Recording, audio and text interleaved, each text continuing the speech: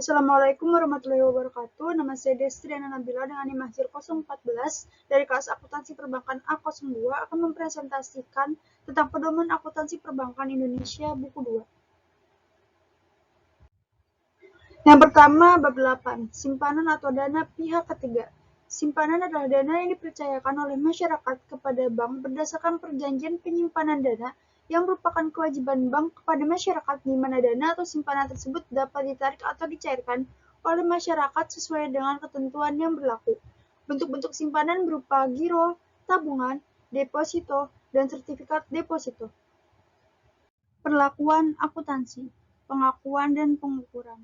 Produk-produk simpanan diakui dan diukur sebagai berikut. Setoran giro yang diterima tunai diakui pada saat uang diterima. Setoran tabungan yang diterima tunai diakui pada saat uang diterima. Setoran deposito yang diterima tunai diakui pada saat uang diterima. Setoran sertifikat deposito yang diterima tunai oleh bank diakui pada saat uang diterima sebesar nilai nominal dikurangi bunga dibayar di muka. Pada saat pengakuan awal kewajiban, bank mengakui sebesar nilai wajar. Pada saat pengakuan awal kewajiban, bank tidak perlu melakukan kapitalitas atau bantuan pada biaya perolehan kewajiban. Setelah pengakuan awal kewajiban, bank mencatat kewajiban tersebut. Untuk kewajiban yang dicatat berdasarkan biaya perolehan dimortisasi, nilai yang dicatat tersebut dapat berbeda dengan nilai yang akan dibayarkan pada saat jatuh tempo atau amortisasi dilakukan selama periode berjalan. Bank dapat menggunakan metode garis lurus dalam melakukan amortisasi. Bank dapat tidak melakukan amortisasi. Bank harus menetapkan tingkat.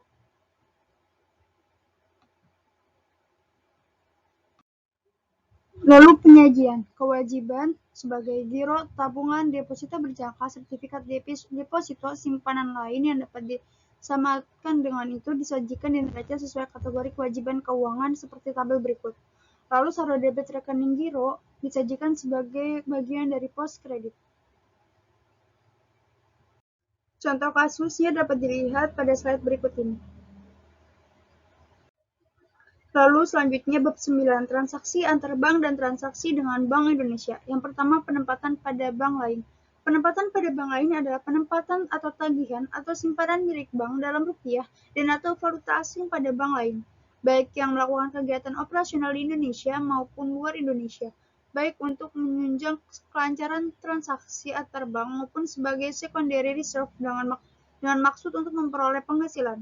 Jenis penempatan pada bank lain antara lain ada giro, interbank call money, tabungan, deposit on call, deposito berjangka, sertifikat deposito, margin deposit, setoran jaminan, dan dana pelunasan obligasi.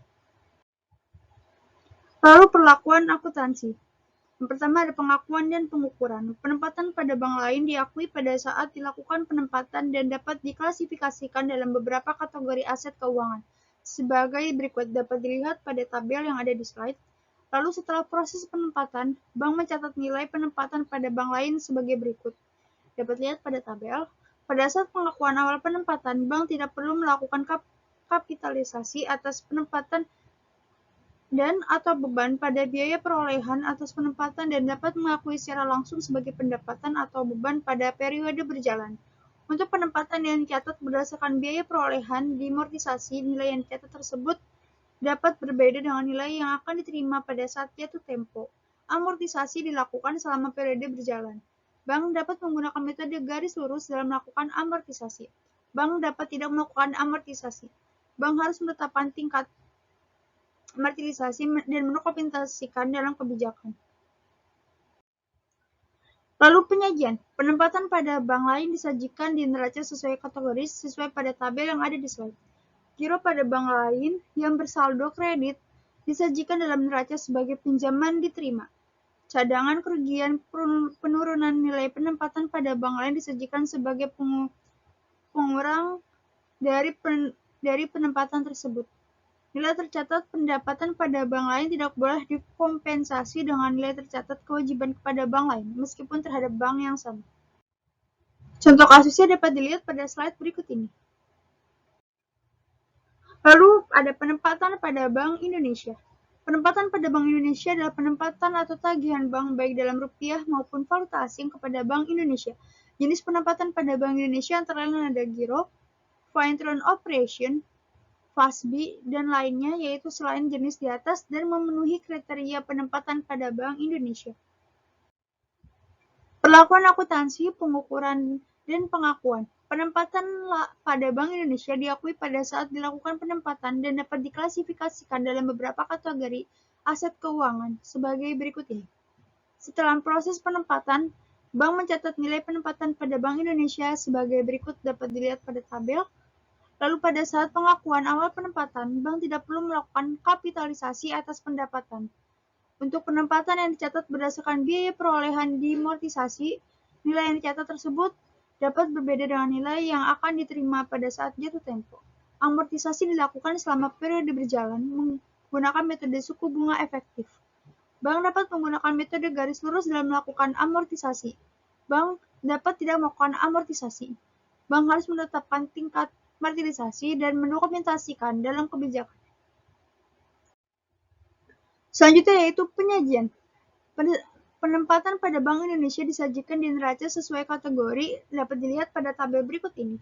Giro pada Bank Indonesia yang bersaldo kredit disajikan dalam neraca sebagai kewajiban kepada Bank Indonesia. Nilai tercatat penempatan pada Bank Indonesia tidak boleh dikompensasi dengan nilai tercatat kewajiban kepada Bank Indonesia. Kewajiban pada bank lain. Kewajiban kepada bank lain adalah semua jenis kewajiban bank dalam rupiah dan atau valuta asing pada bank lain. Bank yang melakukan kegiatan operasional di Indonesia maupun di luar Indonesia. Jenis kewajiban pada bank lain antara lain ada giro, interbank call money, tabungan, deposit on call, deposito berjangka, sertifikat deposito, margin deposit, setoran jaminan, dana pelunasan obligasi, dan lain-lain yang memenuhi kriteria kewajiban kepada bank lain. Perlakuan akuntansi. Pertama, pengakuan dan pengukuran. Pada saat pengakuan awal kewajiban pada bank lain, bank mengakui sebesar nilai wajar, yaitu dapat dilihat pada tabel berikut ini. Setelah pengakuan awal, bank mencatat kewajiban pada bank lain sebagai berikut, dapat dilihat pada tabel. Pada saat pengakuan awal kewajiban, bank tidak perlu melakukan kapitalisasi atas beban pada biaya perolehan kewajiban. Untuk kewajiban yang dicatat berdasarkan biaya perolehan diamortisasi, nilai yang dicatat tersebut dapat berbeda dengan nilai yang akan dibayar. Amortisasi dilakukan selama periode berjalan menggunakan metode suku bunga efektif atas selisih. Bank dapat menggunakan metode garis lurus dalam melakukan amortisasi. Bank dapat tidak melakukan amortisasi. Bank harus menetapkan tingkat materialitas dan mendokumentasikan. Selanjutnya yaitu penyajian. Kewajiban pada bank lain disajikan di neraca sesuai kategori dapat dilihat pada tabel berikut ini. Nilai tercatat kewajiban pada bank lain tidak boleh dikompensasi dengan nilai tercatat penempatan kepada bank lain, meskipun terhadap bank yang sama. Selanjutnya adalah kewajiban pada Bank Indonesia. Kewajiban pada Bank Indonesia adalah seluruh fasilitas yang diterima oleh bank dari Bank Indonesia baik dalam rupiah maupun valuta asing. Jenis kewajiban pada Bank Indonesia antara lain ada overdraft giro pada Bank Indonesia, kredit likuiditas Bank Indonesia, pinjaman subordinasi, pinjaman two-step loan, fasilitas diskonto atau kredit, dalam rangka talangan utang dan perdagangan luar negeri, foreign operation, dan lain-lain. Perlakuan akuntansi, ada pengakuan dan pengukuran. Pada saat pengakuan awal, bank mengakui kewajiban pada Bank Indonesia sebesar nilai wajar, yaitu pada tabel berikut ini. Setelah pengakuan awal, bank mencatat kewajiban pada Bank Indonesia sebagai berikut ini. Pada saat pengakuan awal kewajiban, bank tidak perlu melakukan kapitalisasi atas beban pada biaya perolehan kewajiban. Untuk kewajiban yang dicatat berdasarkan biaya perolehan diamortisasi, nilai yang dicatat tersebut carrying amount dapat berbeda dengan nilai yang akan dibayar pada saat jatuh tempo. Amortisasi dilakukan selama periode berjalan menggunakan metode suku bunga efektif atas selisih antara nilai tercatat kewajiban. Bank dapat menggunakan metode garis lurus dalam melakukan amortisasi, bank dapat tidak melakukan amortisasi, dan bank harus menetapkan tingkat materialitas dan mendokumentasikannya. Selanjutnya yaitu penyajian. Kewajiban pada Bank Indonesia disajikan di neraca semua kategori, seperti pada tabel berikut ini. Lalu nilai tercatat kewajiban pada Bank Indonesia tidak boleh dikompensasi dengan nilai tercatat penempatan pada Bank Indonesia. Lalu ada bab 10. Penyertaan. Penyertaan adalah penanaman dana bank dalam bentuk saham, baik dalam rupiah maupun valuta asing, pada bank atau perusahaan lembaga keuangan, bukan bank untuk tujuan investasi jangka panjang dan tidak untuk diperjualbelikan. Termasuk dalam cakupan penyertaan adalah penyertaan modal sementara. Penyertaan modal sementara adalah penyertaan oleh bank dalam perusahaan debitur untuk mengatasi kegagalan kredit atau debit to equity swap sebagaimana dimaksud dalam ketentuan Bank Indonesia yang berlaku, termasuk dalam bentuk surat utang konversi dengan opsi saham atau jenis transaksi tertentu yang berakibat bank memiliki atau akan memiliki saham pada perusahaan debitur. Termasuk dalam penyertaan antara lain penyertaan modal sementara dalam rangka rekonstruksi kredit, penyertaan yang diperoleh melalui donasi, dan penyertaan yang diperoleh melalui penyerahan aset di luar kas. Lalu ada perlakuan akuntansi, pengakuan dan pengukuran. Penyertaan dan dicatat dengan biaya perolehan, penyertaan yang dicatat dengan nilai wajar melalui ekuitas, penyertaan yang dicatat dengan metode ekuitas, bank menghentikan penggunaan metode ekuitas, penyertaan yang berasal dari restrukturisasi kredit. Penyajian, penyertaan yang dicatat dengan biaya perolehan, harga wajar melalui ekuitas maupun metode ekuitas disajikan pada pos penyertaan, sedangkan penyertaan yang berasal dari restrukturisasi kredit disajikan terpisah. Penyertaan dengan metode biaya disajikan sebesar biaya perolehan. Penyertaan saham di bawah 20% yang memiliki harga pasar disajikan sebagai nilai wajar pada pos penyertaan. Penyertaan dengan metode ekuitas disajikan sebesar biaya perolehan ditambah atau dikurang dengan tagihan dari laba atau rugi perusahaan investasi. Cadangan kerugian penurunan nilai yang dibentuk untuk menutup kemungkinan kerugian. Bab selanjutnya yaitu aset tetap. Aset tetap adalah aset berwujud yang dimiliki untuk digunakan dalam penyediaan jasa atau untuk mendukung kegiatan operasional yang digunakan selama lebih dari satu periode. Aset tetap dapat diperoleh dalam bentuk siap pakai atau dibangun terlebih dahulu sampai siap pakai, atau dari transaksi sewa pembiayaan. Aset tetap antara lain meliputi tanah, bangunan, alat angkut, inventaris, dan khusus untuk inventaris perlakuannya tergantung dari kebijakan materialistis. Aset tetap yang diperoleh untuk tujuan keamanan atau lingkungan mungkin tidak menambah masa manfaat tetapi diperlukan bagi perbankan untuk memperoleh manfaat ekonomi dari aset tetap yang lain. Perizinan aset tetap semacam itu diakui sebagai aset tetap. Perlakuan akuntansi, pengakuan, dan pengukuran. Pada saat perolehan, bank mengakui aset tetap sebesar biaya perolehan yaitu setara dengan nilai tunainya dan diakui pada saat terjadinya. Setelah pengakuan awal, bank dapat mengakui dan mengukur aset tetap. Pengeluaran setelah perolehan tanah ditambahkan pada jumlah tercatat. Apabila meningkatkan manfaat ekonomi semula berupa peningkatan kinerja dan atau umur ekonomis. Pengeluaran untuk memelihara kondisi tanah seperti semula agar tetap berfungsi normal. Pengeluaran perpanjangan hak sehingga memperpanjang masa manfaat. Penghentian pengakuan.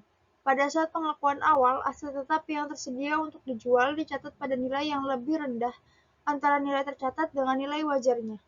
Setelah pengakuan awal, aset tetap yang tersedia untuk dijual diakui sebesar nilai yang lebih rendah antara jumlah tercatat dengan nilai wajarnya. Aset tetap yang tersedia untuk dijual tidak disusutkan atau diamortisasi. Pada saat penjualan aset tetap yang bersedia untuk dijual, selisih antara nilai yang dibukukan dan hasil penjualannya diakui sebagai keuntungan atau kerugian dan operasional pada saat penjualan. Selanjutnya penyajian. Aset tetap disajikan di neraca sebesar A. Biaya perolehan dikurangi akumulasi penyusutan. B. Jumlah revaluasi dikurangi akumulasi penyusutan. Akumulasi penyusutan pada tanggal revaluasi diperlakukan dengan salah satu cara. Pertama, disajikan kembali secara proporsional. Yang kedua, dieliminasi terhadap jumlah tercatat bruto dari aset. Selanjutnya, aset tetap yang diperoleh dari sewa pembiayaan. Aset sewaan adalah aset yang diperoleh melalui perjanjian sewa yang diklasifikasikan sebagai sewa pembiayaan. Sewa atau lease adalah suatu perjanjian di mana lessor memberikan hal kepada lessor untuk menggunakan suatu aset selama periode waktu yang disepakati. Sebagai imbalannya, lessor melakukan pembayaran atau serangkaian pembayaran kepada lessor. Sewa pembiayaan finance lease adalah sewa yang mengalihkan secara substansial seluruh risiko dan manfaat yang terkait dengan kepemilikan suatu aset. Hak milik pada akhirnya dapat dialihkan, dapat juga tidak dialihkan. Perlakuan akuntansi, pengukuran dan penyajian. Pada awal masa sewa, bank mengakui sewa pembiayaan sebagai aset dan kewajiban dalam neraca sebesar nilai wajar aset sewaan atau sebesar nilai kini dari pembayaran sewa minimum. Jika nilai kini lebih rendah dari nilai wajar, perhitungan nilai kini menggunakan tingkat bunga implisit dalam sewa jika dapat ditentukan secara praktis. Yang kedua, setelah pengakuan awal, maka bank mengakui A. Pembayaran sewa sebagai beban bunga dan pelunasan kewajiban sewa. B. Penyusutan atas aset yang diperoleh dari sewa pembiayaan sebagai beban B pada periode yang bersangkutan.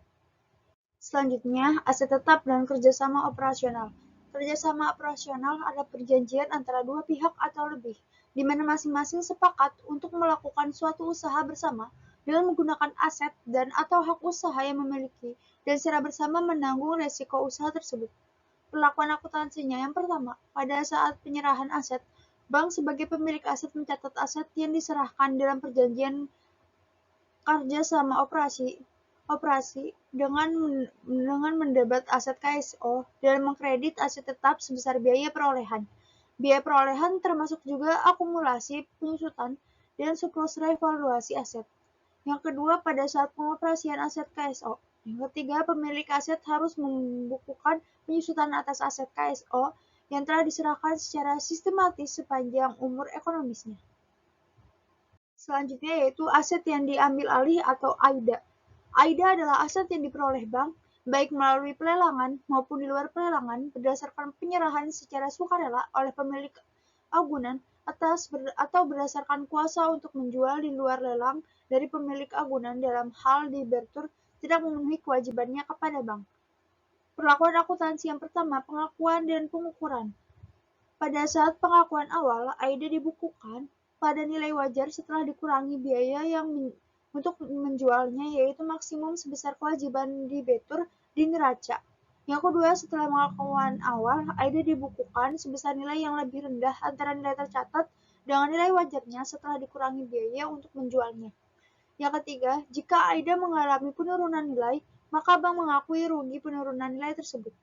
Yang keempat, jika AIDA mengalami pemulihan penurunan nilai, maka bank mengakui pemulihan penurunan nilai tersebut maksimum sebesar kerugian penurunan nilai yang telah diakui. Yang kelima, AIDA tidak disusutkan. Dan yang terakhir, pada saat penjualan, selisih antara nilai AIDA yang dibukukan dan hasil penjualnya diakui sebagai keuntungan atau kerugian non operasional. Selanjutnya, penyajian. AIDA disajikan secara terpisah dari aset lainnya dalam neraca dan diungkapkan dalam catatan atau laporan keuangan. Pembentukan penyisihan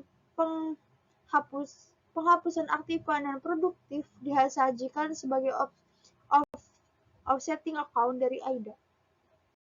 Selanjutnya yaitu properti terbengkalai. Properti terbengkalai adalah aset dalam bentuk properti yang dimiliki bank, tapi tidak digunakan untuk kegiatan usaha bank yang lazim. Perlakuan akuntansinya, pengakuan dan pengukuran. Yang pertama, pada saat pengakuan awal, properti terbengkalai diukur sebesar biaya perolehan. Setelah pengakuan awal, properti terbengkalai dibukukan sebesar nilai yang lebih rendah antara nilai tercatat dengan nilai wajarnya, setelah dikurangi biaya untuk menjual. Yang ketiga, jika properti terbengkalai mengalami penurunan nilai, maka bank harus mengakui rugi penurunan nilai tersebut. Yang keempat, jika properti terbengkalai mengalami pemulihan penurunan nilai, maka bank harus mengakui pemulihan penurunan nilai tersebut maksimum sebesar kerugian penurunan nilai yang telah diakui. Yang kelima, properti terbengkalai tidak disusutkan. Dan yang terakhir, pada saat penjualan, selisih antara nilai properti terbengkalai yang dibukukan dan hasil penjualannya diakui sebagai keuntungan atau kerugian non-operasional. Penyajiannya yang pertama yaitu properti terbengkalai disajikan sebagai akun terpisah dalam neraca dan diungkapkan dalam catatan atas laporan keuangan. Dan yang kedua, pembentukan penyelesaian penghapusan aset non produktif disajikan sebagai offsetting account pada pos properti terbengkalai. Selanjutnya yaitu penurunan nilai. Penurunan nilai adalah suatu kondisi di mana nilai tercatat aset melebihi nilai yang dapat diperoleh kembali. Perlakuan akuntansinya, pengakuan, dan pengukuran.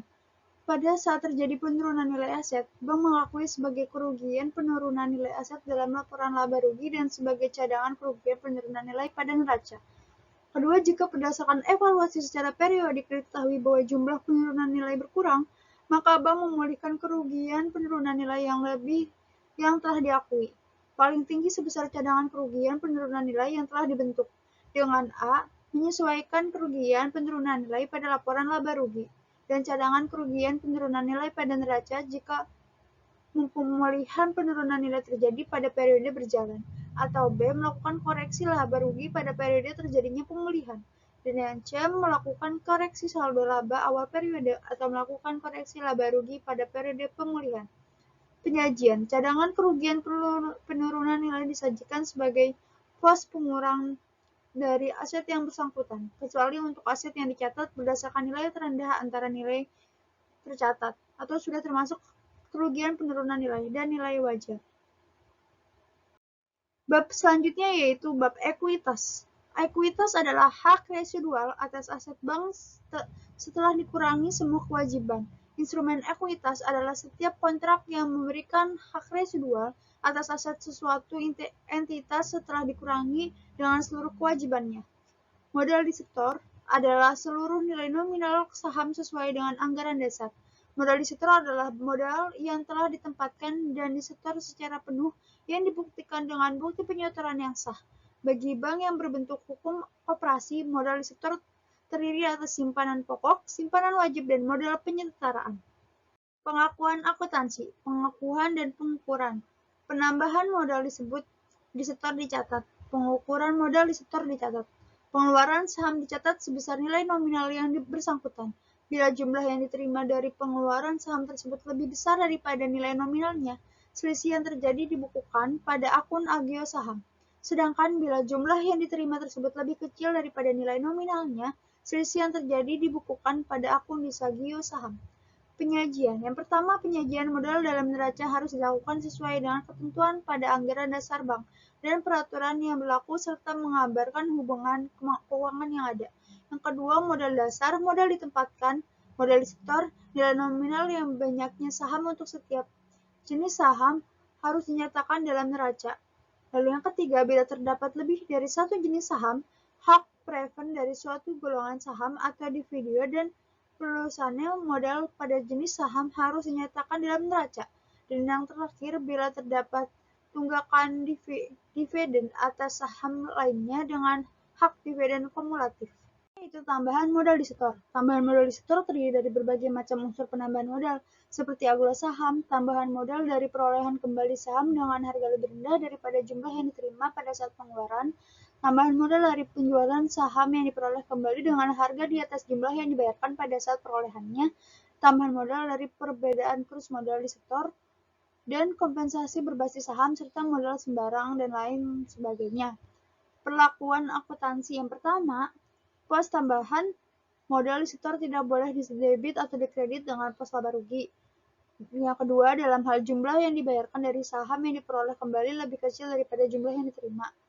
Yang ketiga, saham yang dibeli kembali dicatat sesuai harga perolehan kembali. Yang keempat, untuk bank yang berbentuk perseroan, saham yang diperoleh kembali dicatat sebesar nilai nominal saham yang bersangkutan. Yang kelima, dalam hal jumlah yang dibayarkan lebih besar daripada jumlah yang diterima. Yang keenam, modal yang berasal dari sumbangan disajikan sebagai bagian dari tambahan modal disetor. Dan yang terakhir, konversi aglo menjadi saham digolongkan sebagai modal disetor sebesar nilai nominal. Selanjutnya yaitu ekuitas lainnya. Selisih kurs karena penjambaran laporan keuangan. Selisih kurs karena penjambaran laporan keuangan adalah selisih yang timbul dari proses penjabaran laporan keuangan kantor cabang atau perusahaan anak di luar negeri yang termasuk dalam kriteria entitas asing. Perlakuan akuntansi yang pertama adalah penjabaran laporan keuangan suatu entitas asing untuk disatukan atau dikompresi dengan laporan keuangan perusahaan. Pelaporan digunakan prosedur sebagai berikut. Yang pertama, aset dan kewajiban serta saldo komitmen dan kontingensi entitas asing, baik moneter maupun non-moneter, dijabarkan dengan menggunakan kurs penutup. Yang kedua, pendapatan dan beban entitas asing dijabarkan dengan menggunakan kurs yang berlaku pada tanggal transaksi. Yang ketiga, selisih kurs yang terjadi disajikan sebagai selisih kurs karena penjabaran laporan keuangan dan disajikan sebagai bagian dari ekuitas sampai dengan pelepasan investasi neto yang bersangkutan. Dan terakhir, pada saat pelepasan atau disposal, selisih kurs yang telah ditangguhkan harus diakui. Selisih transaksi restrukturisasi entitas sepengendali. Transaksi restrukturisasi entitas sepengendali adalah selisih yang timbul dari transaksi pengalihan aset, kewajiban, saham, atau bentuk instrumen kepemilikan lainnya antara pihak-pihak dan mengendalikan atau dikendalikannya oleh atau berada di bawah pengendalian yang sama.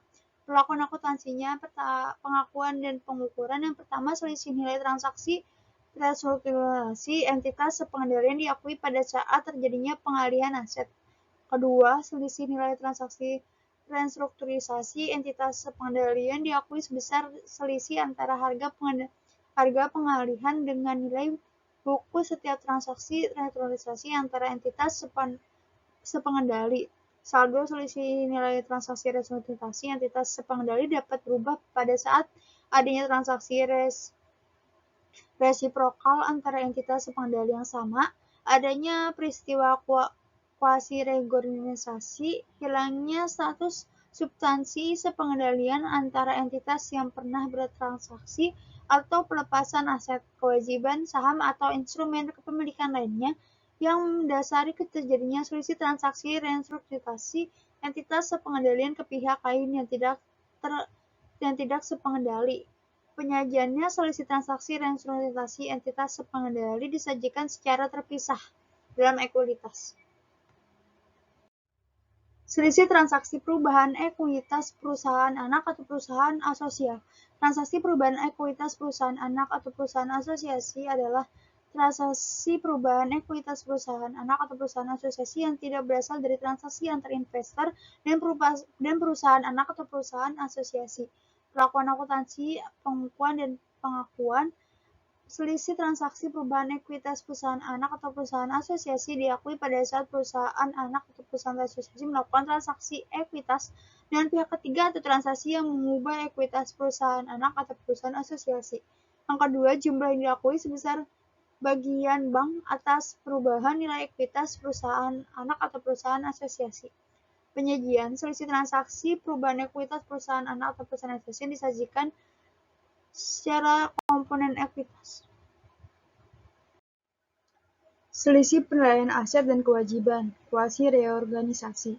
Quasi-reorganisasi merupakan prosedur akuntansi yang mengatur perusahaan merestrukturisasi ekuitasnya dengan menghilangkan defisit dan menilai kembali seluruh aset dan kewajibannya. Perlakuan akuntansi yang pertama, pengakuan dan pengukuran. Yang pertama, selisih penilaian aset dan kewajiban diakui pada saat dilakukannya quasi-reorganisasi. Yang kedua, selisih penilaian aset dan kewajiban diakui sebesar selisih antara nilai wajar aset dan kewajiban dan nilai bukunya. Yang ketiga, selisih penilaian aset dan kewajiban berkurang untuk mengeliminasi saldo laba negatif yang ada. Yang keempat, jumlah selisih penilaian aset dan kewajiban yang tidak digunakan untuk mengeliminasi saldo laba negatif disajikan sebagai bagian pos ekuitas dalam neraca. Penyajiannya, selisih penilaian aset dan kewajiban quasi-reorganisasi disajikan secara terpisah dalam ekuitas. Saldo laba. Saldo laba adalah akumulasi hasil usaha periodik setelah memperhitungkan pembagian dividen dan koreksi laba rugi periode lalu. Saldo laba dikelompokkan menjadi cadangan tujuan adalah cadangan yang dibentuk dari laba bersih setelah pajak yang tujuan penggunaan telah ditetapkan. Yang kedua, cadangan umum adalah cadangan yang dibentuk dari laba bersih setelah pajak yang dimaksudkan untuk memperkuat modal.